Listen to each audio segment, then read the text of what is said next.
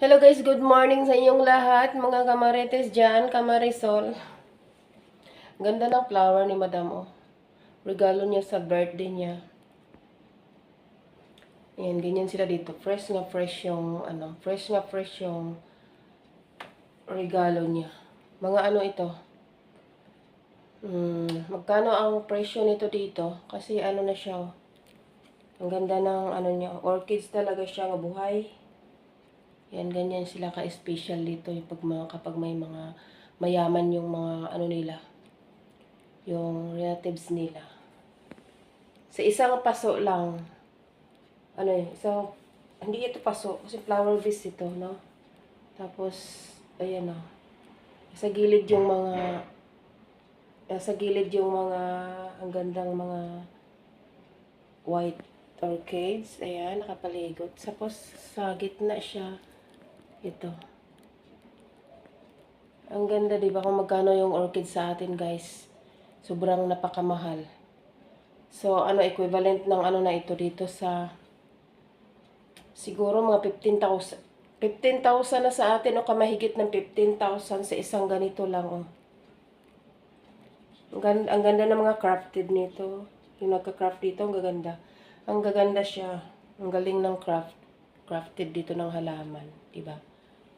Yan, ganyan ka-special yung mga regalo dito kapag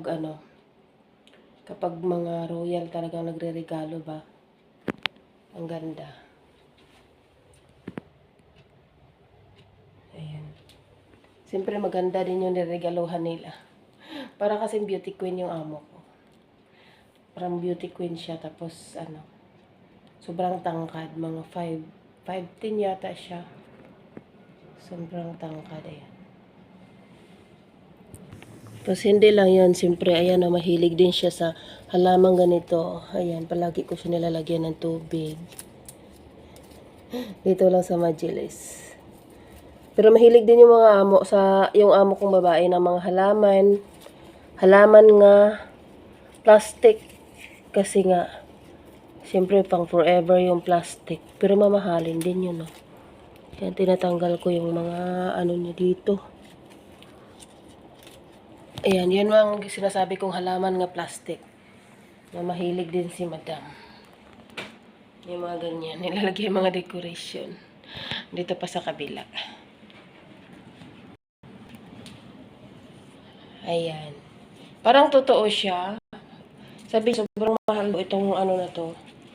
Yung plastic. Lang siya, plastic nga lang. Ayan.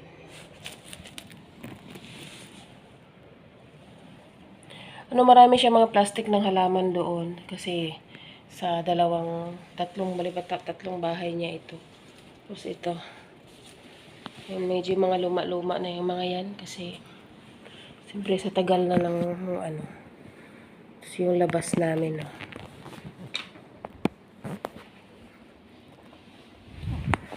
Lang lang.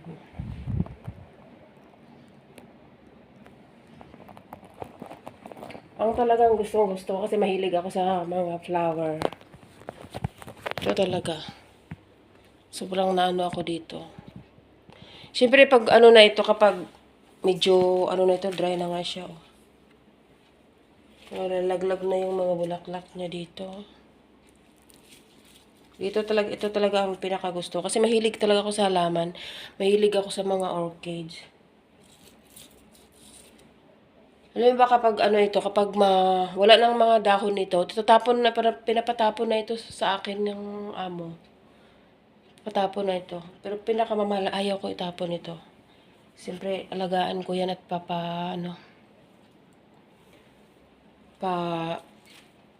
anuhin ko ulit, lagyan ko, papabulaklakin ko ulit. Pero may sa mga mahilig kasi diyan. Yung taga-alaga talaga ng mga halaman nga ganyan. May mga na-spray sila para sa magbubulaklak. Kasi yan talaga yung mga trabaho nila. Marunong talaga silang ng mga bulaklak. So yun ang mga negosyo talaga niya, no? Sa mga flower shop. Hindi dito lang tayo mga ka-idol. Kasi Maglilinis pa ako. Ayun, ang daming kalat pa dito kasi hindi ko lininisan kagabi. Buti yung amo ko, hindi naman sila, hindi maano yung amo ko, hindi masilan. Hindi yan siya masilan sa, syempre kapag may pagkain nga maamoy-amoy na, dapat nang tanggalin. Pero maaga ako natulog kagabi kasi masakit yung ulo ko, kaya hinayaan ko na yung mga basura nila dito. Salamat sa inyo mga idol. Thank you for watching.